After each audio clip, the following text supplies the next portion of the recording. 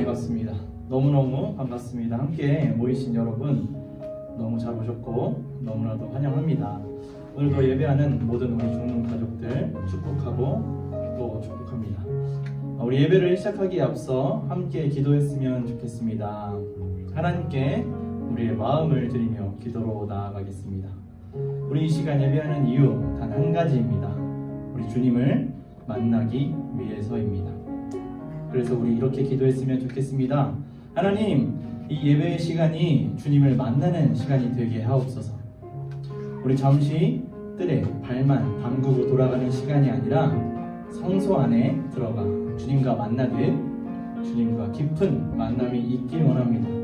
주님의 얼굴을 보게 하옵소서. 주님 만나길 원합니다. 우리 함께 기도하겠습니다. 하나님, 이 시간 함께 모여서 우리 모든 성도들, 우리 모든 가족들 예배하는 이유 주님을 만나기 위해서입니다. 하나님, 이 시간 잠시 발만 담그고 돌아가는 시간이 아니라 잠시 뜰에 머물렀다 돌아가는 시간이 아니라 성소 안에 들어가 주님과의 깊은 만남이 있기를 원합니다. 주님, 우리 한 명 한 명 가운데 찾아와 주시고 우리가 마음을 다하여 온 마음으로, 우리 온 몸으로, 우리 온 생각으로 주님께 집중하며 나아가길 원합니다. 주님, 은혜로 인도하여 주시고 하나님을 만나는 귀한 시간 될 수 있도록 주님 인도하여 주시옵소서. 주님 만나길 원하는 마음을 우리 모든 가족들에게 부어주시기를 간절히 소망합니다.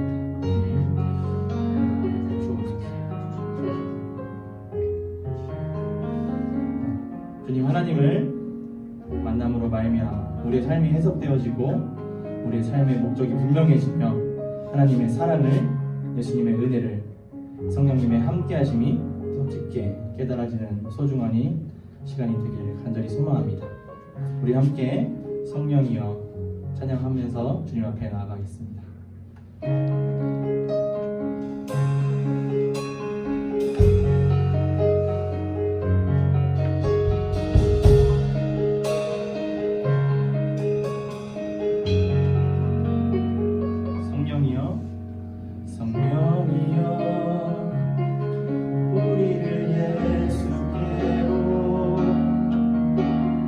예수여 우리를 아버지께로, 아버지 우리를 예수께로, 예수여 우리를 성령께로. 성령이여, 성령이여 우리를 예수께로, 예수여 우리를 아버지께로, 아버지 우리를 예수께로, 예수여. 우리 한번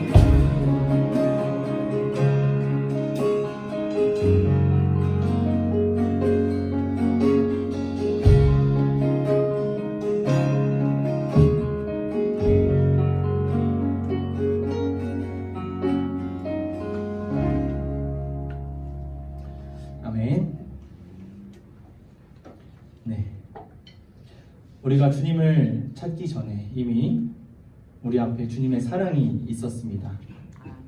하나님의 열심히 우리를 찾아내셨습니다. 네, 그 사랑이 있기에 우리 노래할 수 있습니다. 할렐루야. 네, 우리를 지으시고 사랑하시는 아버지의 이름을 우리 마음 다하여 기쁘게 찬양하겠습니다. 할렐루야.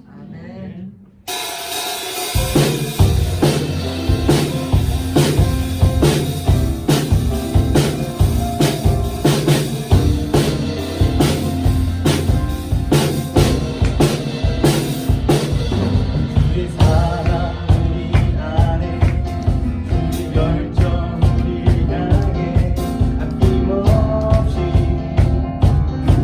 오셨네. 주의 사랑 우리 안에 주의 열정 우리 향해 아낌없이 오셨네.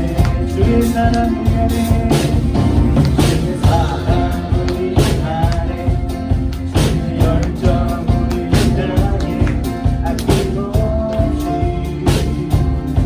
주셨네. 주의 사랑 우리 안에 주의 열정 우리 향해 아낌없이 오셨네. 열방 위에 쓰신 열방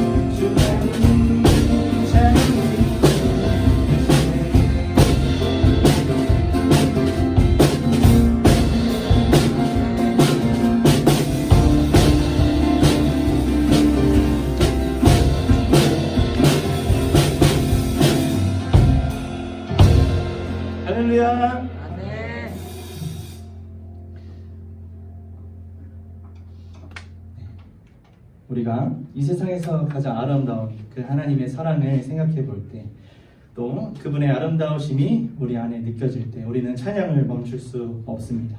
하나님을 향한 감사와 찬양이 끊일 수 없습니다. 아멘이십니까? 아멘. 우리 그 사랑을 함께 노래하겠습니다. 할렐루야. 아멘.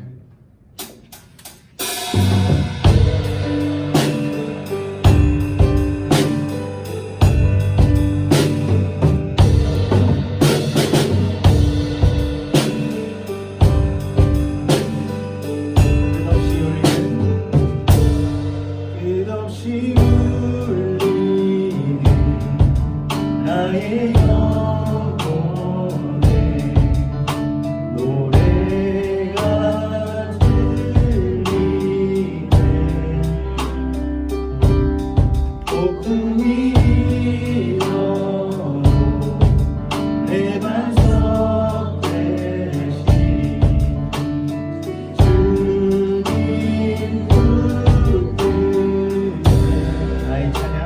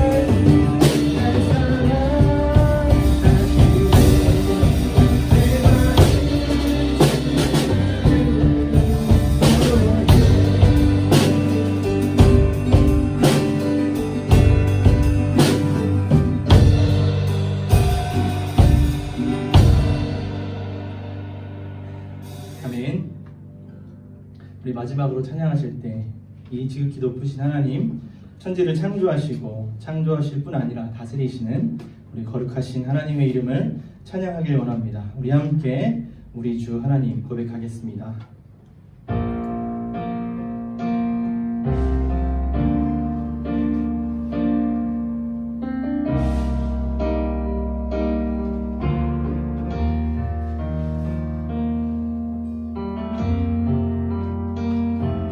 우리 주 하나님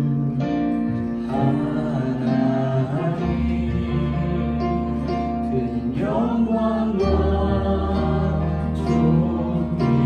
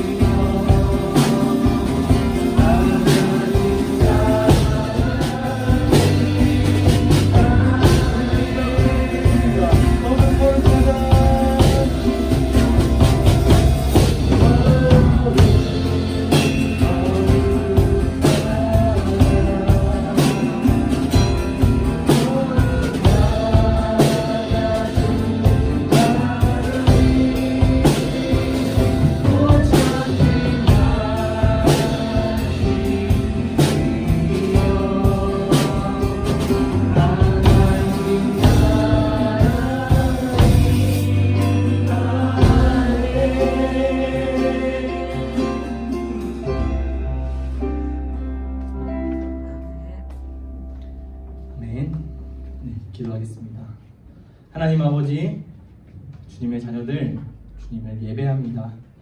우리에게 갈급한 심령, 의에 줄이고 목마른 마음을 허락하여 주옵소서. 감사드립니다. 예수님의 이름으로 기도했습니다. 아멘.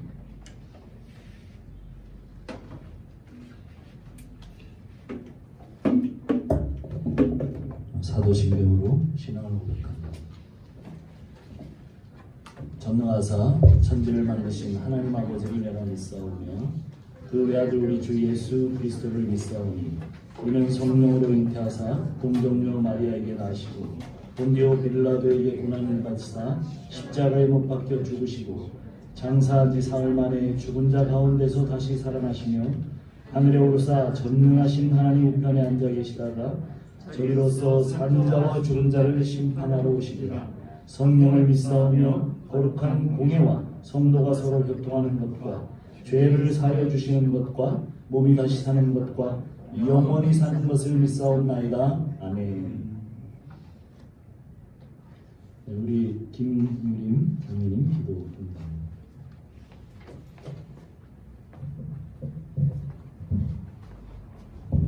하시겠습니다.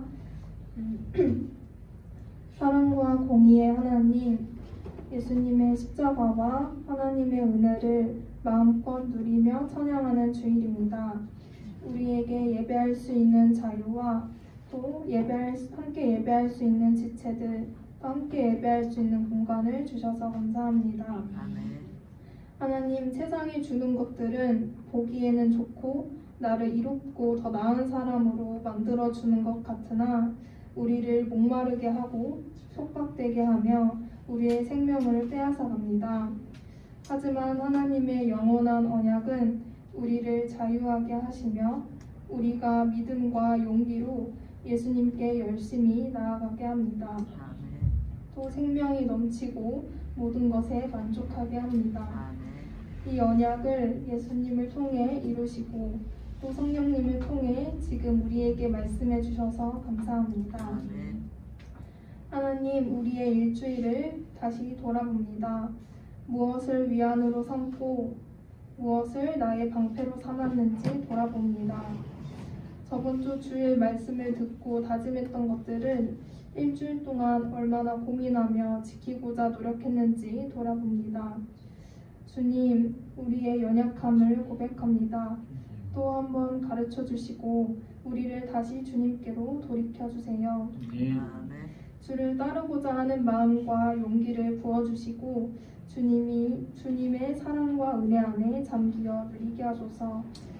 주님, 특별히 이번 주 금요일부터 토요일까지 있을 청년연합 수련회를 위해 기도합니다. 주님의 청년들이 주님을 기뻐하고 찬양하며 예배하는 귀한 시간입니다.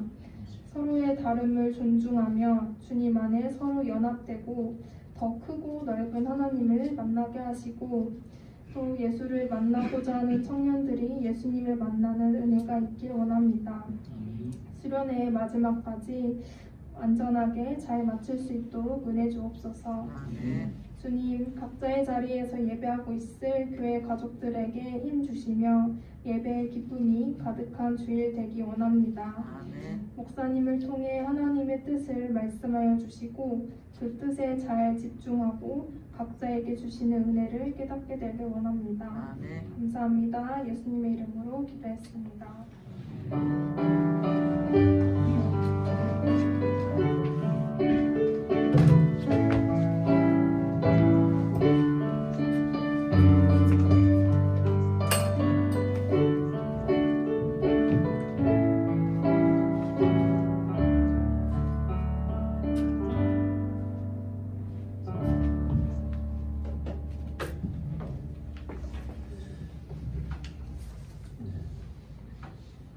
감사합니다.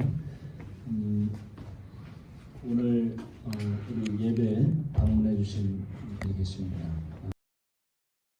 김동수 선생님, 잠깐 자리에서 일어나시면 우리가 한번 환영하겠습니다.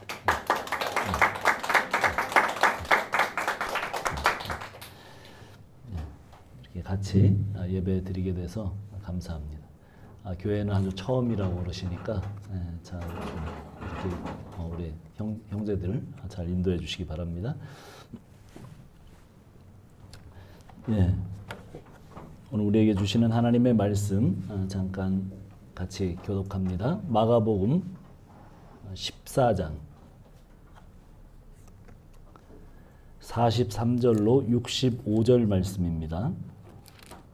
본문이 길지만 한번 쭉 읽어보는 게 중요할 것 같아요. 43절부터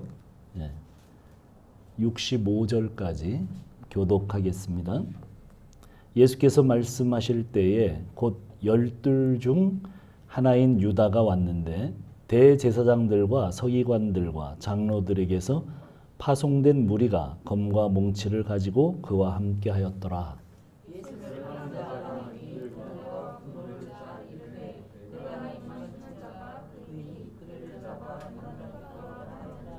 이에 와서 예수께 나와 랍비여 하고 입을 맞추니 곁에 서 있는 자 중에 한 사람이 칼을 빼어 대제사장의 종을 쳐 그 귀를 떨어뜨리리라.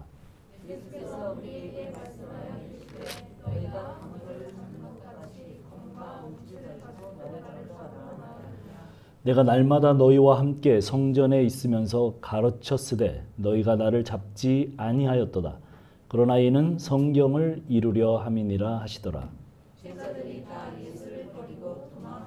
한 청년이 벗은 몸에 배 혼 이불을 두르고 예수를 따라가다가 무리에게 잡히매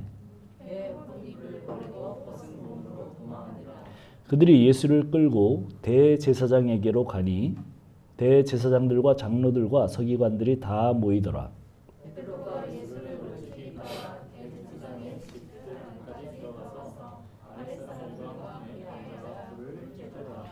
대제사장들과 온 공회가 예수를 죽이려고 그를 칠 증거를 찾되 얻지 못하니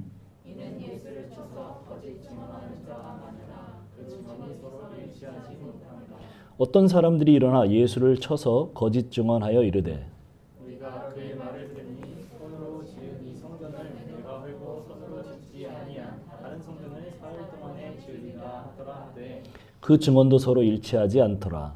대제사장이 가운데 일어서서 예수에게 물어 이르되 너는 아무 대답도 없느냐 이 사람들이 너를 치는 증거가 어떠하냐 하되 침묵하고 아무 대답도 아니하시거늘 대제사장이 다시 물어 이르되 내가 찬송받을 이의 아들 그리스도냐? 예수께서 이르시되 내가 묻노라 인자가 없는 자의 편에 앉은 봐라 하늘 구름을 타고 오는 것을 너희가 보리라 하시니 대제사장이 자기 옷을 찢으며 이르되 우리가 어찌 더 증인을 요구하리요? 어떻게 생각하느냐 하니 그들이 다 예수를 사형에 해당한 자로 정죄하고 다 같이 어떤 사람은 그에게 침을 뱉으며 그의 얼굴을 가리고 주먹으로 치며 이르되 선지자 노릇을 하라 하고 하인들은 손바닥으로 치더라. 아멘. 잠깐 기도하겠습니다. 하나님 감사합니다. 오늘도 주의 말씀을 듣겠습니다. 저희 심중에 말씀해 주시옵소서. 종의 부족한 입술을 가리시고 주께서 말씀하시는 귀한 시간이 되게 하옵소서. 예수님의 이름으로 기도합니다. 아멘. 우리 같이 한번 인사하겠습니다. 네. 하늘 복 받으세요. 하늘 복 받으세요. 예, 감사합니다. 자, 오늘 우리 말씀은 지난주에 우리가 겟세마네 동산에서 얼굴에 땀방울이 핏방울이 되도록 기도하셨던 그 예수님의 기름이 짜여지는 듯한 그 기도, 그 내용이 무엇이었으며 우리가 어떻게 기도해야 될까라고 하는 이야기를 성경을 통해서 들었습니다. 오늘은 이제 그 겟세마네 동산에서 유다의 배신으로 예수님이 잡히게 되는 그런 장면을 우리가 같이 읽었습니다. 가론 유다와 유대 종교 지도자들은 이미 예수님을 체포하기 위해서 전략을 만들어 놓았어요. 가론 유다가 입을 맞추면 그 입 맞추는 사람이 바로 예수니까 그 사람을 붙잡아 끌고 가라. 이렇게 서로 군호, 말하자면 군대에서 서로 암호를 주고받는 것처럼 그런 전략을 미리 짰다는 겁니다. 거기에 대제사장들과 서기관, 장로들에게서 파송됐다. 그 사람들이 누구냐면 산헤드린 공회원이에요. 우리로 말하면 국회 정도 되겠지만 국회보다는 훨씬 더 센 권력을 가진 거죠. 모든 권력이 총 집중되어 있는 71인의 그 모임 기관입니다. 그래서 거기에서 결정되는 모든 것이 유대 나라를 이끌어가는 그런 기관이에요. 그래서 그 기관에서 파견된 검과 몽치를 가지고 사람들이 왔습니다. 예수님을 잡으려. 그런데 다른 복음서의 병영 본문에는 뭐라고 되어 있냐면 거기에 로마군도 같이 왔다고 되어 있어요. 로마군들도 같이 오고, 그 최강 로마 군인들, 그리고 거기에 산헤드린 공회원, 그 하속들 모두 모여서 왔습니다. 그리고는 가룟 유다가 예수님께로 다가와서 뭐라고 그래요? 랍비여 그러면서 입을 맞춥니다. 유대 문화에서 입을 맞추는 행위는 존경과 친근함을 표현하는 방식입니다. 유다는 겉으로는 존경과 예를 갖추고 있지만 유다의 입 맞춤은 사실 뭐예요? 스승을 파는 배신의 입 맞춤이죠. 자, 이야기가 제가 45절까지 지금 얘기를 한 겁니다. 46절부터 이야기가 또 진행이 됩니다. 우리가 읽은 마가복음 본문에는 곁에 서 있는 자 중에 한 사람이 칼을 빼어서 대제사장의 종을 쳐 그 귀를 떨어뜨렸다고 되어 있습니다. 다른 복음서 병영 구절에는 칼로 내리친 사람의 이름이 기록되어 있어요. 누구예요? 예, 베드로입니다. 베드로가 탁 칼을 휘둘렀습니다. 베드로가 왜 칼을 휘둘렀을까요? 자, 지금 베드로와 그의 제자들, 예수님의 제자들 12명은 전부 다 지금 누구냐면 열심당원들이 따로 있었던 게 아니에요. 제롯당원입니다. 모두 다. 무슨 얘기예요? 조국의 광복을 꿈꾸면서 전부 다 독립투사들이에요. 칼을 품에 차고 지금 예수님이 로마를 한 거 해서 드디어 뭐라고 생각을 하는 거예요? 자, 십자가에 가실 정도로 각오를 하시고 지금 로마를 대항하기 위해서 간다라고 생각을 한 거예요. 겟세마네에서까지 예수님이 가르쳐 주셨음에도 불구하고 제자들은 계속 내 속에 가득한 것이 있기 때문에 전혀 예수님 얘기를 못 알아들어요. 참 희한하죠? 사람들은 그래요. 내 속에 뭐가 많이 있으면 절대 다른 사람의 이야기를 못 알아들어요. 계속 얘기를 해도 내 속에 가득한 것이 있어서 못 알아들어요. 제자들이 그런 거죠. 제자들이 절대 못 알아들었습니다. 계속 얘기를 했는데 못 알아들어요.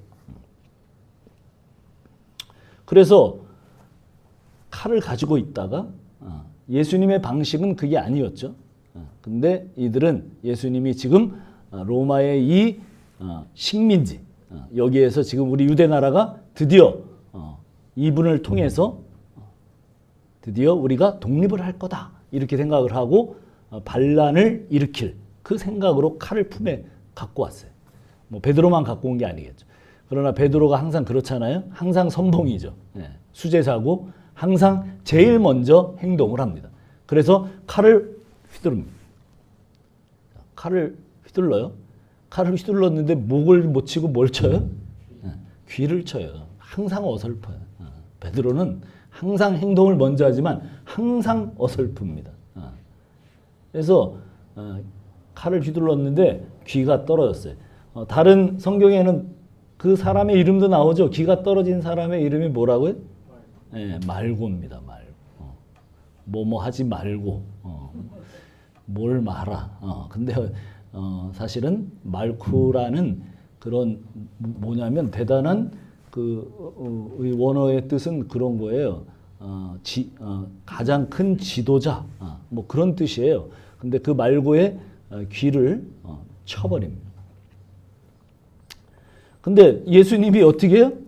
그 귀를 다시 떨어진 귀를 주워다가 이게 되게 장면이 참 희한하죠. 막 그 야심한 밤에 가만히 한번 생각, 영화의 한 장면에 베드로가 칼 확 휘둘렀는데 귀가 탁 떨어졌는데 그 귀를 또 주워다가 예수님이 어떻게 해요? 이거 붙여주셔요. 귀가 이렇게 우리 손가락 같은 거 떨어지면 손가락 이렇게 붙여주면 붙습니까? 안 붙어요. 예수님이 귀를 이렇게 떨어졌는데 칼 맞아서 귀가 떨어졌는데 이 귀를 갖다가 붙여줘요. 그러면은 좀 다 이해를 해야 되지 않겠습니까? 이 정도 분이구나. 지금까지도 다 봤고. 그러면서 예수님 뭐라고 그러세요? 예수께서 베드로에게 칼집에 칼을 꽂으라고 말씀하세요. 칼을 가지는 자는 다 칼로 망한다. 이렇게 말씀하시죠. 베드로에게 한 말씀 더 하십니다. 뭐라고 말씀하세요? 너는 내가 내 아버지께 구해서 12영이나 더 되는 군대를, 천사들을 보내시지 않을 줄 모르느냐? 그게 무슨 얘기예요? 이 개역 개정에는 정확하게 나오죠. 0이 12군단이에요. 12군단이나 더 되는, 뭐 그러니까 한 10만 명 이상의 천사들을 지금 확 풀어가지고 여기에 온 이 로마군들과 그들의 하속들을 다 처치할 수 없다고 생각하느냐? 이렇게 말씀하시는 거예요. 하실 수 있다는 거죠. 그러나 지금 왜 안 한다는 거예요? 예수님 왜 안 하신다는 거죠? 그렇게? 거기 우리가 쭉 46절 이후에 읽어보면 왜 안 하신다고 그럽니까? 왜 안 하신다고 그래요? 바로 그거예요. 성경이 내가 그렇게 하면 성경이 이루어지겠느냐? 그러니까 구약 성경에 이미 예수님이 지금 가는 길이 다 뭐가 돼 있다는 거예요? 예언이 되어 있다는 거예요. 예수님은 지금 자기를 칼과 뭉치로 무장하고 온 대제사장의 무리나 로마군에는 전혀 관심이 없으세요. 뭐에 관심이 있으세요? 이 급박한 상황 가운데서 성경이 이루어져야 된다는 것에 관심이 있어요. 그래서 요한복음을 잠깐 가보면 여러분 안 찾아도 돼요. 제가 찾아놓고 읽겠습니다. 요한복음 10장 11절과 18절 얘기인데 이렇게 돼 있어요. 뭐라고 얘기가 돼 있냐면 나는 선한 목자라. 선한 목자는 양들을 위하여 목숨을 버리거니와 이를 내게서 빼앗는 자가 있는 것이 아니라 내가 스스로 버리노라. 나는 버릴 권세도 있고 다시 얻을 권세도 있으니 이 계명은 내 아버지께로 받았노라. 자, 뭐라고 얘기를 하고 계신 거예요? 예수님은 자기 스스로 목숨을 버리지 않으시면 하나님의 아들을 잡을 권세는 이 땅에 없다. 그렇게 말씀하고 있는 거예요. 예수님은 이 절체절명의 순간에도 성경이 이루어지는 데만 관심을 가지고 있어요. 하나님의 말씀이 이루어지는 데만 관심을 두세요. 예수님은 하나님의 말씀을 이루시러 이 땅에 오셨어요. 자, 50절을 보세요. 우리가 읽는 지금 마가복음 14장 50절을 보면 자, 그러자 제자들이 다 도망해 버립니다. 예수님은 잡히고 제자들은 다 도망갑니다. 근데 이미 예수님이 제자들에게 너희가 다 나를 버리고 도망할 거라고 예고하셨어요. 몇 번이고 예고하셨어요. 그러나 제자들은 14장 29절 31절 뭐라고 얘기해요? 모두 다 예수님을 버려도 난 안 버려요. 쟤들은 다 버려도 저는 안 버립니다. 특히 베드로가 그렇게 얘기를 했죠. 그리고 또 뭐라고 얘기를 합니까? 주와 함께 죽을지언정 주를 부인하지 않겠다고 그렇게 말합니다. 제가 지난번에도 말씀드린 것처럼 제자들의 말은 진심에서 우러나온 거예요. 그러나 그들의 육신이 연약해서 깨어서 같이 기도하자고 그럴 때도 잠들었고 그들의 육신이 연약해서 사실은 자기들의 말을 지키지 못해요. 어디 제자들 뿐입니까? 모든 인간이 그래요. 우리도 그렇죠. 자기 한 말을 다 지키는 사람은 없을 거예요. 못 지킵니다. 우리 인간의 진심과 상황은 환경과 상황에 따라서 바뀝니다. 이것은 제일 잘 표현한 우리 속담이 있죠. 뭐예요? 네. 화장실 갈 때 마음하고 나올 때 마음이 다릅니다. 예. 예.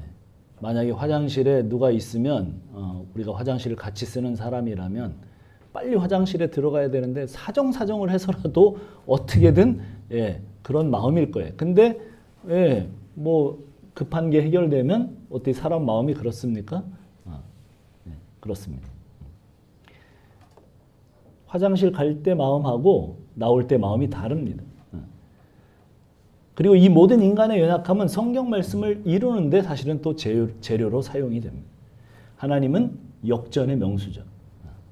인간이 아무리 악을 저지르고 죄를 지어도 이 모든 것은 오히려 하나님이 사용하시고 활용하셔서 하나님의 뜻을 이루는 재료가 됩니다.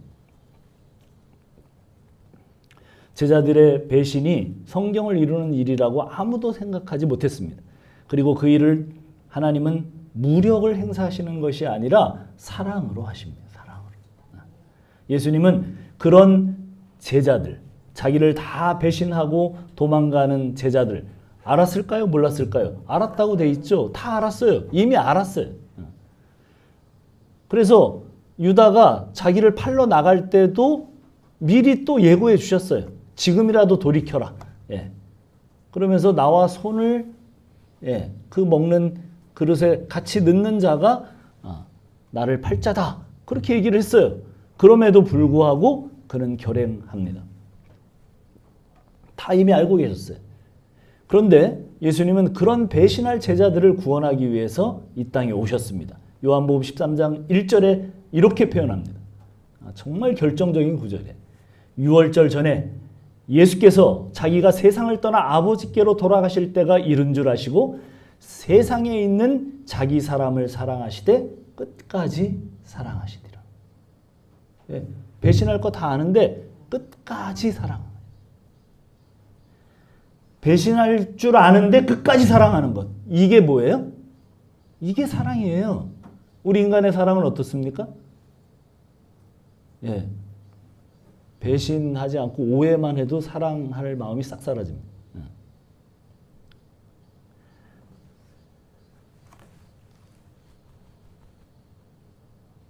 때가 이른 줄 아시고 세상에 있는 자기 사람을 사랑하시되 끝까지 사랑. 지금 바로 그게 뭐냐면 6월절 바로 그 장면 앞에 있었던 얘기예요. 그 장면 다 팔고 도망갈 걸 다 아시는 예수님이 사랑하시되 그 제자들을 끝까지 사랑하신다니까요. 자, 우리가 헤어지는 이유는 내가 생각했던 네가 아니기 때문이에요. 너와 난 잘 안 맞아. 그때 왜 내가 너를 좋아했는지 모르겠어. 그래서 우리가 결혼은 뭐라 그래요? 예, 눈꺼풀에 씌워서 콩깍지가 끼어서 한다고 그러잖아요. 그리고 다 결혼한 사람들 물어보면 다 뭐라고 해요? 내가 속았지. 내가 저런 인간을 내가 속았. 다 그래요. 그거 다 모든 예, 여러분 부모들 다 가서 물어봐요. 다 그러지. 내가 그때 왜 정신이 나가가지고 왜 내가 그랬나. 목사님도 그러십니까? 예, 노 코멘트 하겠습니다. 예, 근데 그거는 사랑이 뭔지를 몰라서 그렇게 얘기를 하는 거예요. 사랑이 뭔지를 몰라서.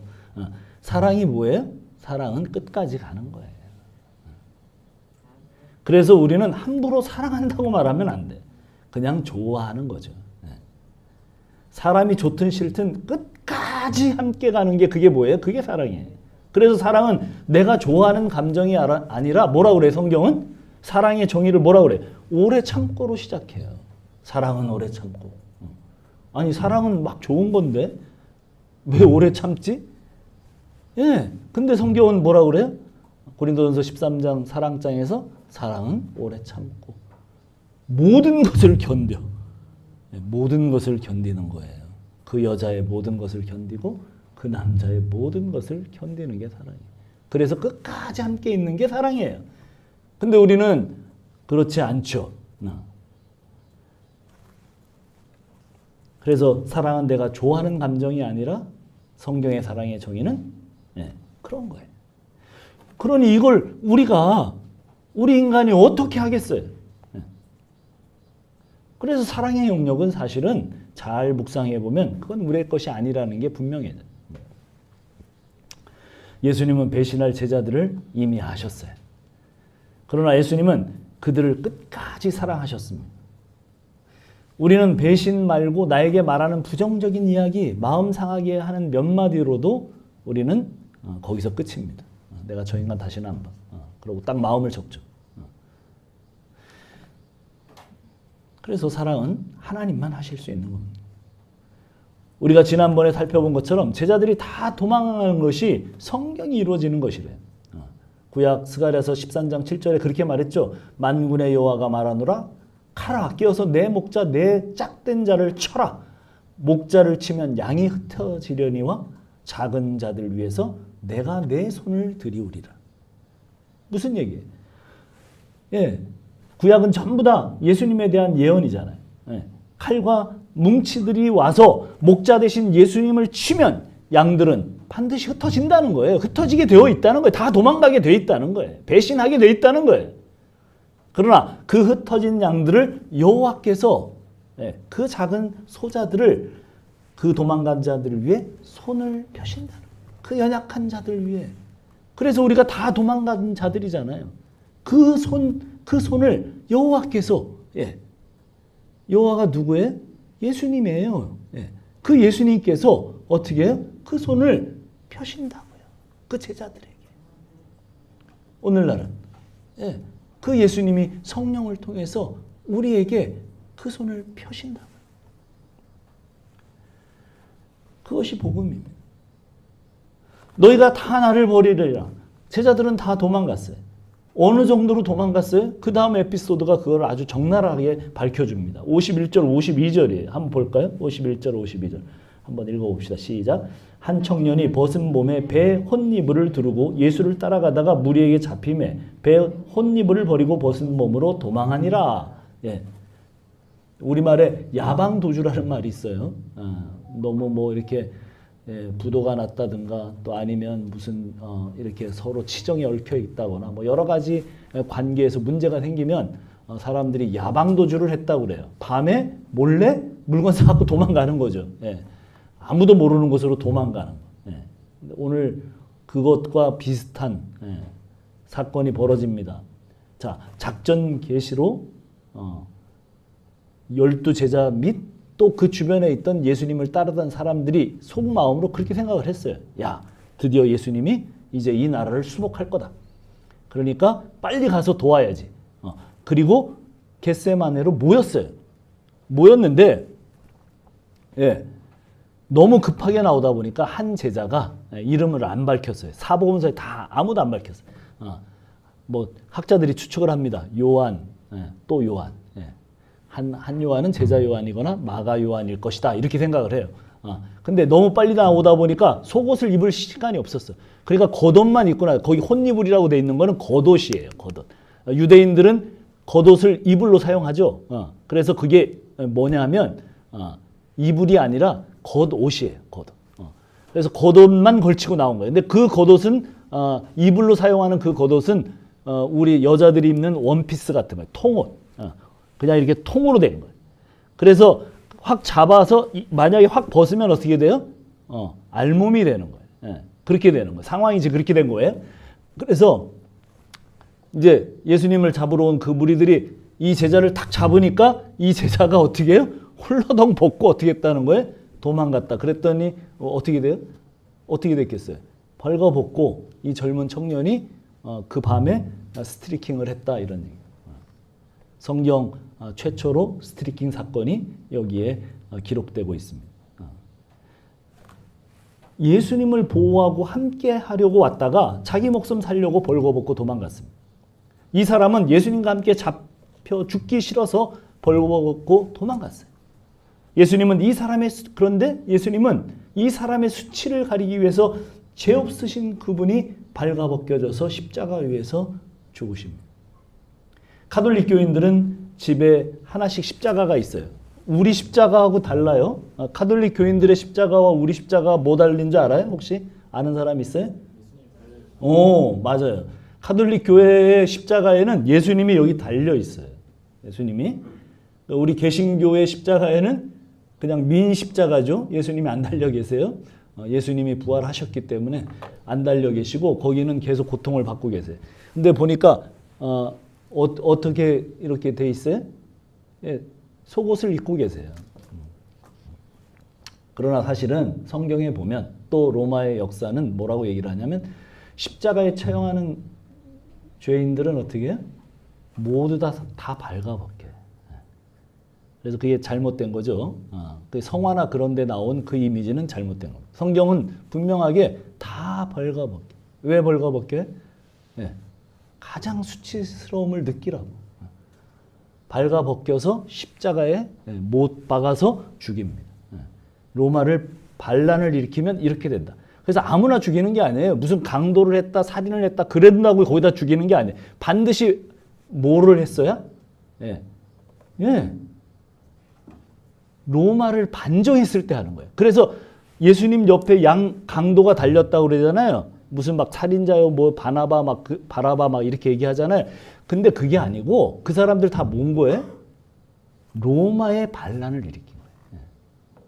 로마의 반란을 일으켜서 살인을 했든지 뭘 했든지 그런 거예요. 예수님도 지금 뭘로 몰아가는 거예요? 로마의 반란한 자기가 유대의 왕이라고 했다. 그리고 반란을 일으키려고 한다. 이런 제목으로 지금 계속 몰아가는 거예요. 그래서 예수님은 사실은 어떻게 됐다고요?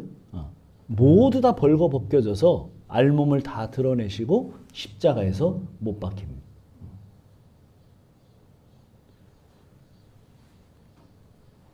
예수님은 예수님과 함께 잡혀 죽기 싫어서 벌거벗고 도망간 제자. 예수님은 이 사람의 수치를 가리기 위해서 죄 없으신 그분이 십자가 위에서 발가벗겨졌습니다.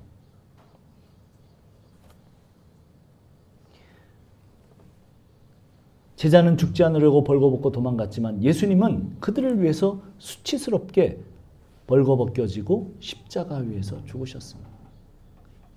사내들인 공회는 안식일과 명절에는 예수를 죽이지 말자고 결의를 했었어요. 왜 그렇게 했어요?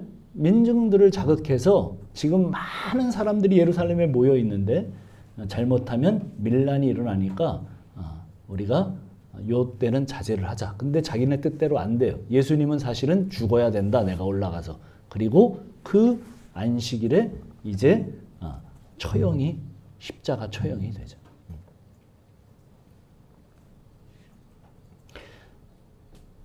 그 명절에 처형이 되십니다. 그리고 온 몸이 벌거벗겨져서 온 수치스러움을 느끼도록 그렇게 처형된 십자가의 처형 방법에 의해서 그렇게 죽으십니다. 가룟 유다의 배신으로 예수님을 처형한 일이 급박하게 돌아가니까 지금 여기저기서 얽히고 있어요. 드디어 오늘 본문에는 예수님을 잡아서 대제사장에게로 이제 이끌고 갑니다. 사내들인 공회는 낮에만 원래 계획을 했어요. 그런데 전례 없이 불법으로 밤에 소집이 됩니다. 갑자기 진행이 됩니다. 준비했던 그 거짓 증인들의 증언도 그래서 서로 일치가 되지 않아요.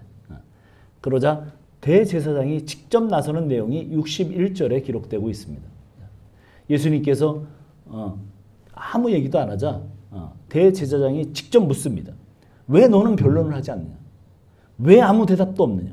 그리고 대제사장이 다시 묻습니다. 내가 찬송받으실 이의 아들 그리스도냐? 아니 네가 하나님의 아들이냐? 이렇게 하면 되는데 왜 이렇게 복잡하게 내가 찬송받으실 이의 아들 그리스도냐? 이렇게 얘기를 합니까? 유대인들은 그 누구도 뭐라고 얘기를 못해요? 하나님 야훼를 발음하지 못합니다.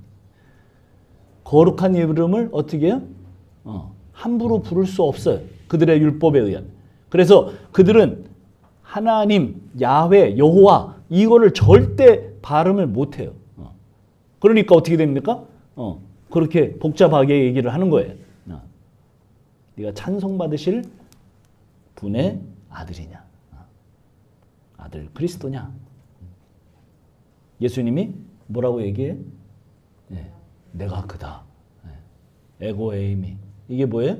그 유명한 출애굽기에서 하나님의 이름을 그럼 내가 하나님의 이름을 알아야 갈 거 아닙니까? 모세가 그러잖아요.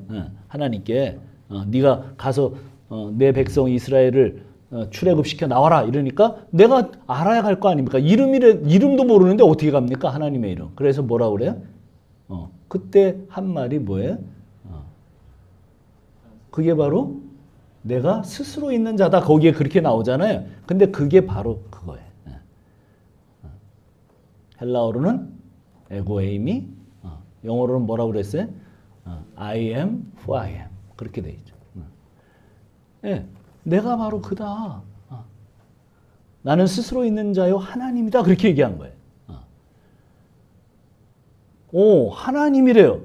그래서 사실은 십자가로 가게 되는 이유가 뭐냐면 와, 봐라. 이 인간이 자기가 사람이면서 자기가 하나님이라고 했어. 이렇게 지금 대제사장이 물어볼 것도 없어. 증인들 더 될 것도 없어. 여기에 다 모인 수백 명의 이 산헤드린 공회원들과 사람들 다 들었지 않냐. 니들이 증인이다. 이렇게 참남할 수가 있느냐. 이것은 신성모독이다. 신성모독은 어떻게 해요? 바로 짱돌로 치는 거예요. 거기서. 근데 어떻게 해? 이제 물어볼 것도 없다. 자기들이 죽이지 않고 교묘하게. 이제 다른 복음서에 보면 십자가에 매달 계략을 꾸며. 왜 십자가에 매달려야 돼요? 유대인들 입장에서는 왜 예수님이 십자가에 매달려야 될까요? 기가 막힌 거예요. 얼마나 머리를 잘 쓰는지. 율법에는 뭐라고 돼 있어요? 나무에 달린 자마다 저주를 받아. 하나님께 저주받은 자는 나무에. 그래서 여호수아가 어디를 정복하고 들어갈 때? 가나안을 정복하고 들어갈 때 거기에 있었던 계속 같이 싸우려고 하는 왕들을 잡아다가 어디에다 달아요? 나무에다 다는 거예요. 나무에 달린 자마다 저주를 받은 자이다. 그래서 어떻게 생각하냐면 이렇게 생각하는. 야, 저자가 메시아라고 하는데 저자를 그 나무 형틀에 매달면 나무 형틀이 어디예요? 십자가. 십자가에 처형을 하면 반란을 일으켰다고 로마의 빌라도가 만약에 인정을 하고 저를 십자가에 못 박으면 어떻게 된다는 거예요? 아무도 유대인들은 안 믿을 거야 이제. 그가 메시아라는 걸. 왜? 저주를 받은 자가 무슨 메시아야. 이렇게 되는 거예요.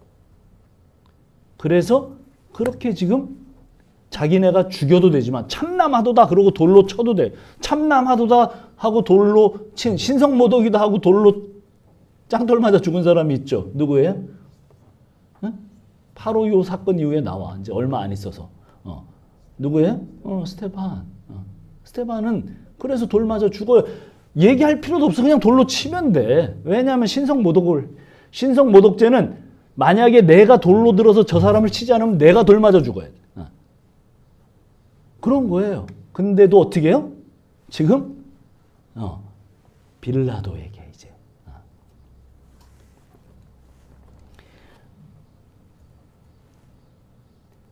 대제사장이 자기 옷을 찢어요. 유대인들은 자기 옷을 찢는 것은 극한 슬픔의 표현, 아니면 극한의 회개의 표현. 그는 이가 신성모독을 했다고 하면서 수백 명의 증인들 앞에서 예수님을 신성모독자로 확증합니다. 그들은 그리고 예수님의 얼굴에 침을 뱉어요. 사람의 얼굴에 침을 뱉는. 예수님의 얼굴을 가리고 어떻게 해요? 이렇게 눈 안 보이게 한 다음에 주먹으로 막 때린 다음에 어느 손으로 쳤어? 이렇게. 네가 선지자면 알 거 아니야. 이렇게. 지금 뭐 하고 있는 거예요? 모독하고 희롱하고 있어요. 그런데도 예수님은 저항 없이 당하고만 있어요. 여러분, 이게 우리가 믿는 예수예요.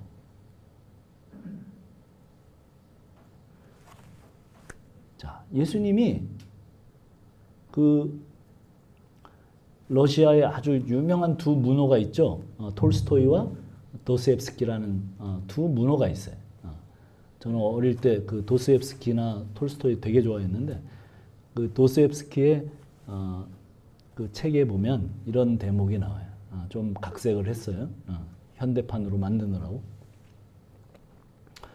어떤 얘기들이 나오냐면 이런 얘기가 나와요.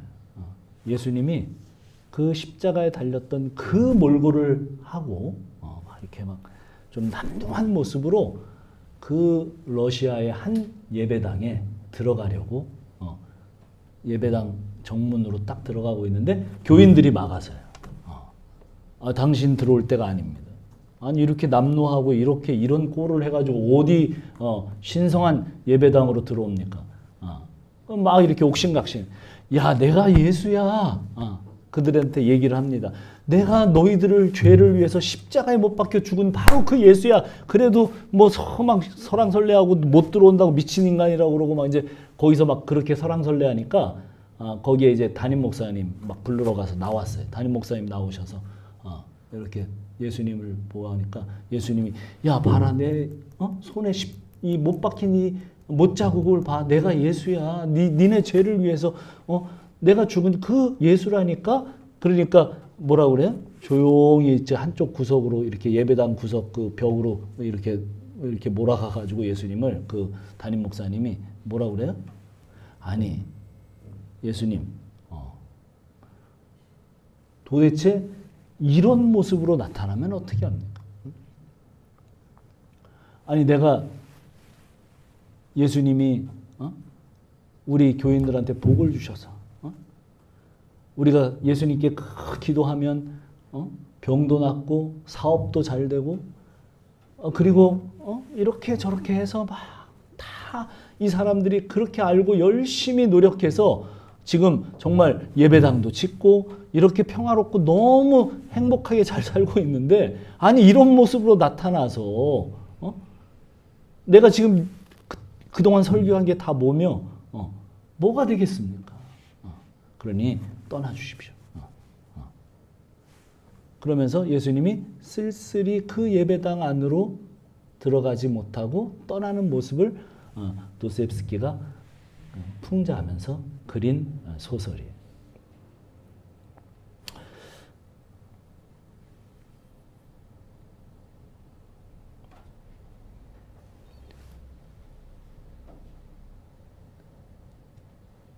우리가 믿는 예수님 어떤 예수님이에요? 우리의 기도도 그렇지 않습니까? 예수님은 뺨을 맞으면서 침뱉음을 당하면서 십자가에 벌거벗어서 못 박히면서 도수장에 끌려가는 어린 양처럼 묵묵히 십자가로 가셔서 우리의 죄를 담당하신 그 예수님. 그 예수님을 믿는 거예요? 아니면 그냥 정말 그 목사님이 설교하듯 그렇게 복 주시는 우리의 모든 문제를 해결해 주시고 우리를 그렇게 해주시는 그 예수님을 믿는 겁니다. 예수님은 모든 기적과 표적은 표적이 아니고 내가 보여줄 진짜 표적이 있다고 했어요. 죽은 사람을 살리고 5,000명을 물고기 2마리와 떡 5덩이로 먹인 그 기적과 그리고 많은 병자를 벌떡벌떡 일으켰던 그 기적과 모든 기적이 기적이 아니라 하나만 기적이라고 그러셨어요.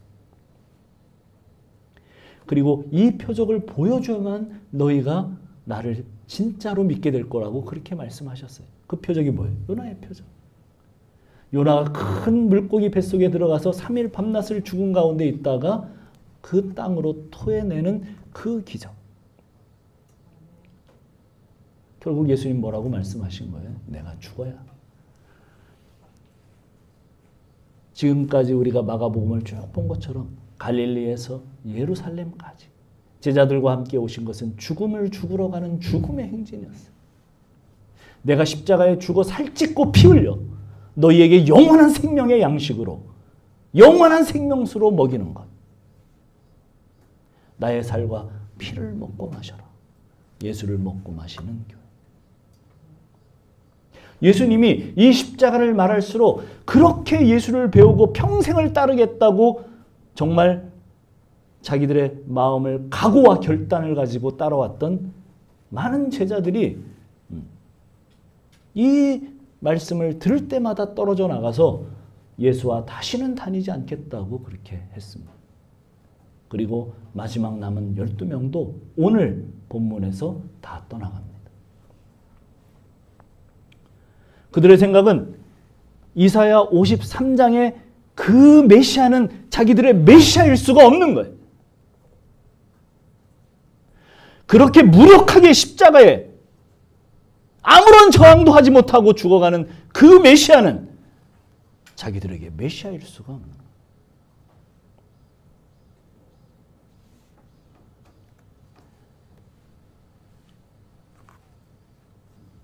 우리가 믿는 메시아는 어떤 분입니까?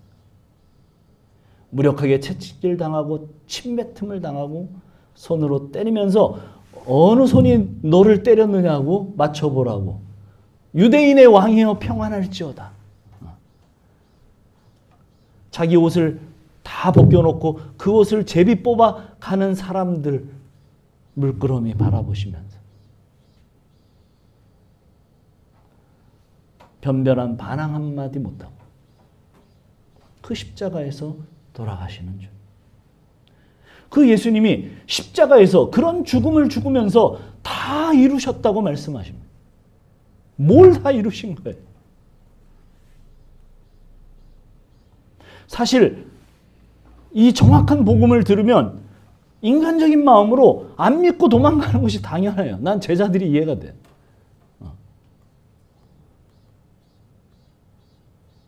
뭘 보고 쫓아가겠어요?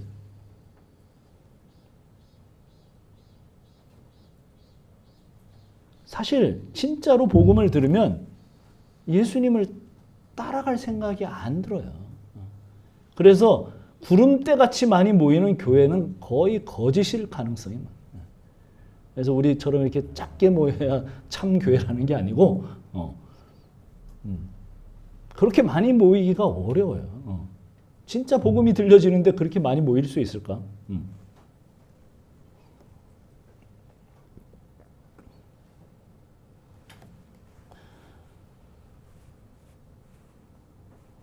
여러분은 그런 가운데서 어떻게 이렇게 도망가지 않고 남게 됐습니까? 어떻게 그렇게 됐어요? 그런 막 이상한 소리, 정말 말도 안 되는 예수 믿으면 거의 망한다 이 세상에서 이런 얘기를 계속 들으면서 여러분들은 어떻게 끝까지 이 자리에 있습니까? 저도 믿음 때문에 그렇죠. 여러분 정말 대단합니다. 우리는 다른 사람들이 들으려고 하지 않는 그런 소리를 어떻게 믿게 됐습니까? 여러분, 그래서 기독교는 뭐라고 그러는 거예요? 은혜의 종교라고 하는 거예요. 이 예수님이 무력하게 돌아가시지만 사실은 그분이 누구예요? 천지와 만물을 지으신 우리가 찬양드린 바로 그 하나님이십니다. 그 하나님이세요. 우리를 우리보다 더 속깊까지 다 아시는 우리의 하나님이세요. 그 하나님이 이렇게 이상한 이야기를 십자가에 2000년 전에 무력하게 피 흘리고 살찌서 돌아가신 그 예수가 우리를 죄에서 사하시고 구원하신다는, 그래서 영원한 천국을 주셨다는 이 말도 안 되는 얘기를 누가 믿냐고. 근데 우리가 믿어요. 왜요? 왜 믿어요? 사실이니까. 어떤 분들은 사실이니까 믿고, 또 왜 믿어요? 어머님 왜 믿으세요? 어쩌다 보니까. 아들이 목사라서. 우리 지연자매 왜 믿어?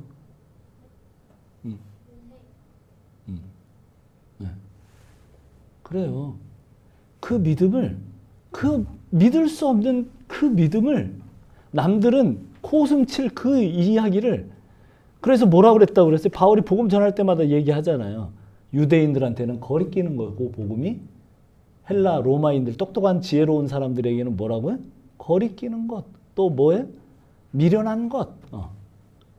복은 미련한 거예요. 말도 안 되는 얘기잖아. 정상적인 사람이 들을 때 말도 안 되는 얘기죠.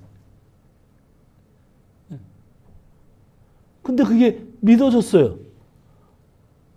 예, 믿어졌어요.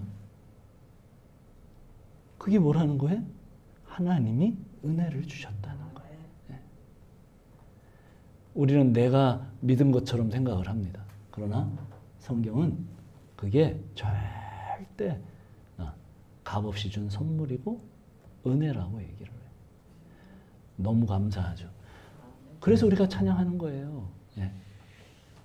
은혜 받을 수 없는 우리가 그 남들은 절대 이해할 수도 이해하지도 않으려고 하는 그 이야기가 우리 사건이 됐기 때문에 우리의 이야기가 됐기 때문에 우리는 기쁘고 감사하고 죽어도 찬양하고 어떤 경우에도 행복하고 여러분 저는 그래서 행복해요. 여러분은 뭘로 행복한지 모르겠지만 저는 그래서 행복해요. 이 행복이 여러분에게 계속 지속되기를 축원합니다. 우리 같이 기도합시다. 우리 석전사님 나와서 찬양 한 곡 드리고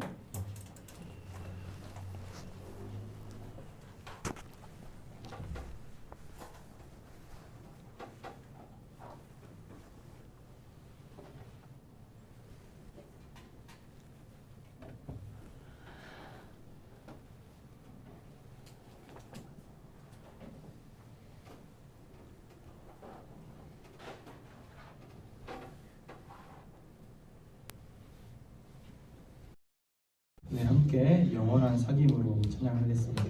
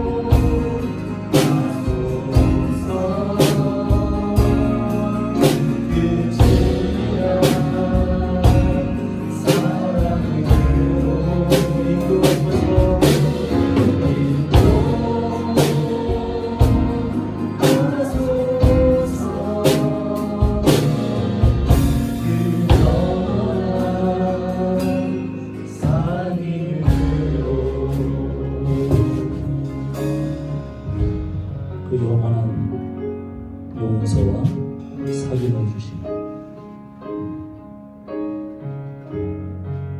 그분을 찬양하고 감사하는 기도를 진심으로 드리겠습니다. 감사합니다. 우리의 삶을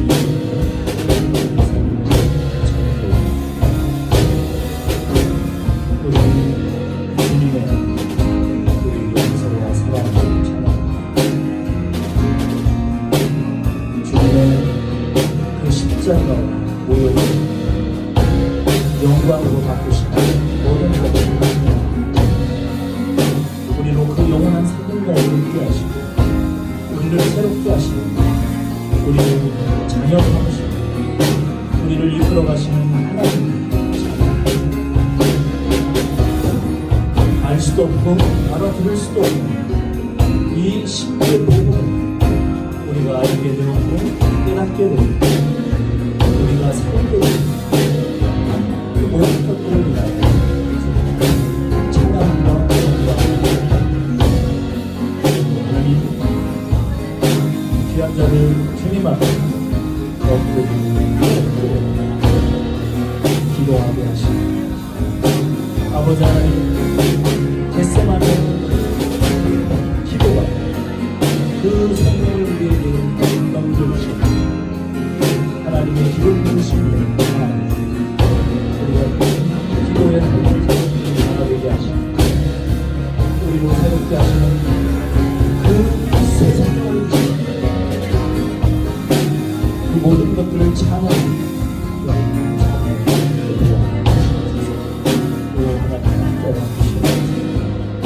예를 찬양 모든 사람을 성령으로 인도하시고 아버지 하나님 주의 은혜를 깨닫는 그런 자리가 되었습니다.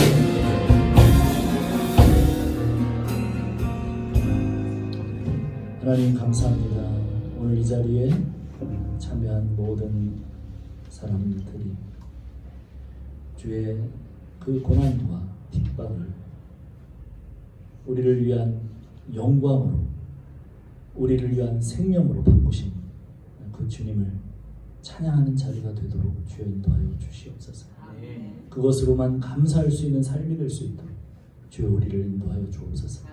이곳을 찾아온 모든 사람들에게 그 평화가 깃들어 하나님과 평화하고 사람과 평화할 수 있는 귀한 자들로 바뀔 수 있도록 주여 복 주시옵소서. 이제는 우리 구주 예수 그리스도의 그 수치와 고통, 그것을 영광으로 바꾸신 그 은혜와 그 아들을 보내시기까지 우리를 사랑하신 그 하나님의 사랑하심과 성령을 통하여 그 의미를 깨닫게 하시고 믿게 하시는 은혜를 우리에게 부어주신 성령의 감화 감동 교통하심 이제로부터 영원까지 우리 가족과 오늘 모든 설교를 듣는 모든 사람들 위해 영원토록 함께 하실지어다. 아멘.